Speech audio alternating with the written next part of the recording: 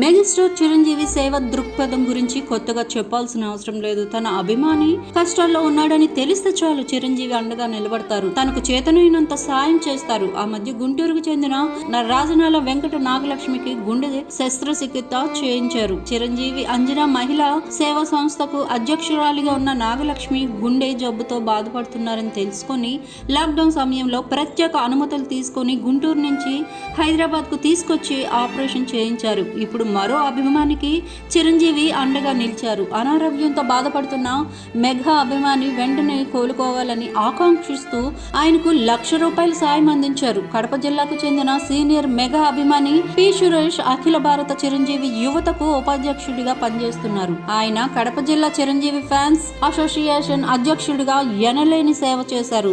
Megastar అంటే ప్రాణం కన్నా మిన్నగా అభిమానించే ఆయన చిరంజీవి పేరు మీద అనేక సేవా కార్యక్రమాలు చేశారు. ప్రస్తుతం సురేష్ అనారోగ్యంతో తీవ్ర ఇబ్బందులు పడుతూ కదిరిలో ఉంటున్నారు. చికిత్స నిమిత్తం ప్రతి 2 రోజులకు ఒకసారి కదిరి నుండి కడప, తిరుపతి వెళ్తూ వస్తున్నారు.